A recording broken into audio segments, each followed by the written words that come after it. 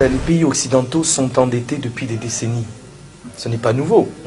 Et le problème, ce qui est grave, c'est qu'aujourd'hui, les États-Unis entraînent l'ensemble du monde dans leurs dettes et mettent l'ensemble du monde au bord de la faillite financière. C'est-à-dire, si les États-Unis s'effondrent, comme vous pensiez que ça peut arriver, et ça peut arriver, et si le dollar s'effondre, si le dollar n'est plus la monnaie de référence, ça va entraîner une très grave crise financière. Le système capitaliste veut l'enrichissement. Pour l'enrichissement, il lui faut l'accès aux matières premières, la liberté de commerce, le contrôle donc des activités économiques. Ce contrôle des activités économiques ne peut se faire que par le pouvoir politique. Pour ce pouvoir politique, on utilise ce qu'on appelle l'État. Alors ce pouvoir politique utilise l'État pour faire en sorte que les rapports de production qui sont favorables au capitalisme, c'est-à-dire la façon dont on organise l'économie, en faveur de celui qui a le capital, et non pas en faveur de celui qui travaille. Il faut que ce système puisse perdurer, perdurer, perdurer. Croyez-vous que ceux que vous allez esclavagiser vont vouloir rester esclavagisés? Non.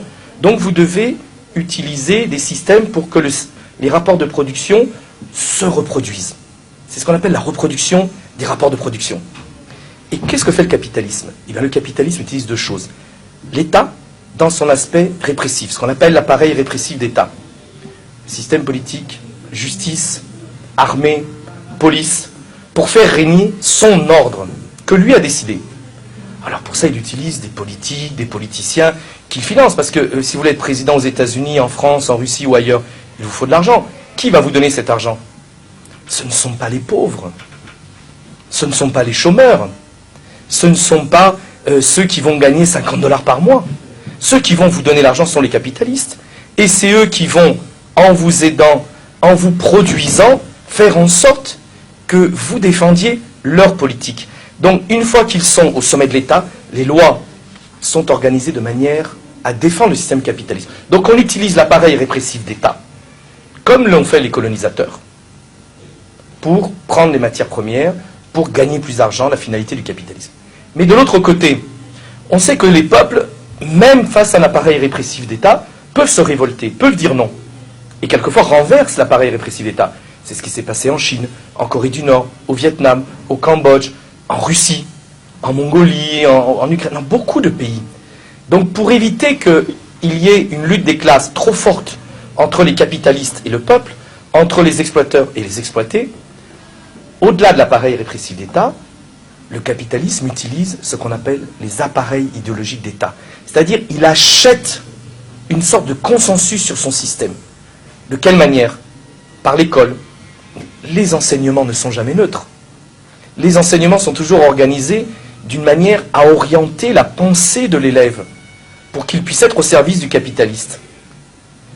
Les églises, vous le savez, vous, dans votre histoire coloniale, combien les églises ont été au service du pouvoir colonisateur, c'est-à-dire du capitalisme. La famille, dans laquelle on apprend les valeurs, il faut respecter son patron, il faut respecter ceci. Les médias ne sont pas neutres. Les médias sont détenus par des milliardaires dans l'ensemble. Et c'est ceux qui font l'information dans le monde. Ce sont les capitalistes qui dirigent les médias. Les partis politiques, qui financent les partis politiques en grande majorité dans la plupart des pays du monde? Et ce sont ceux qui ont l'argent. Ce sont ces capitalistes qui mettent à la tête des États ou à la tête de ministères des gens qui leur seront favorables. Donc, le capitalisme, là, vous voulez sa fin, vous voulez sa mort, mais lui utilise les appareils répressifs d'État. Par la démocratie, hein, il n'a pas toujours besoin de dictature, puisque par la démocratie, ceux qui peuvent se présenter, et notamment ceux qui peuvent se présenter au sommet, regardez dans les pays occidentaux combien il faut de l'argent pour se présenter au sommet, ont besoin d'argent. Donc c'est les capitalistes qui financent. L'information, c'est eux qui la financent.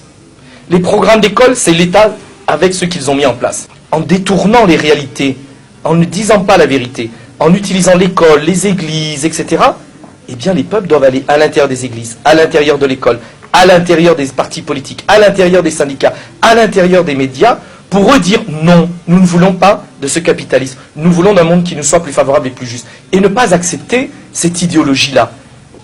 Il y a deux éléments.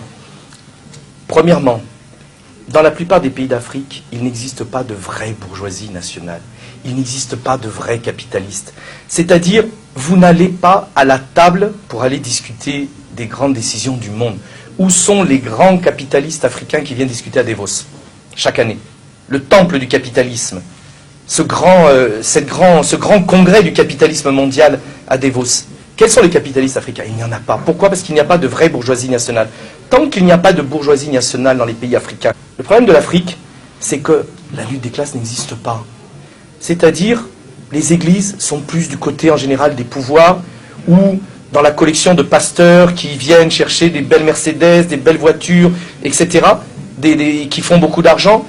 Dans les écoles, on a encore des programmes quasiment du temps colonial, ou des systèmes éducatifs qui datent du temps colonial. L'appareil répressif d'État de beaucoup de pays africains est un appareil répressif d'État qui date du temps colonial. On n'a pas changé. On n'a pas changé les fonctions de cet État.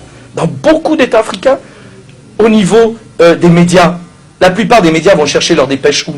Reuters, AFP, Associated Press, c'est-à-dire dans les agences occidentales qui distillent leur information et qui sont toutes des agences au service du capitalisme occidental. Donc, tant que les Africains eux-mêmes, partout, syndicats, partis politiques, médias, écoles, familles, églises, ne sauront pas déterminer leurs agendas, leurs volontés, ce qu'ils veulent face à ce capitalisme-là, et établir un rapport de force. Et tant que dans le même temps, ils ne pourront pas s'appuyer sur leurs capitalistes à eux, qui vont défendre aussi leurs intérêts. Parce que toi, Freddy, si demain tu deviens grand patron de groupe de presse, et que tu pèses 1 milliard, et que tu es présent dans 20 pays africains, et que tu comptes, on t'écoutera. Mais aujourd'hui, est-ce qu'on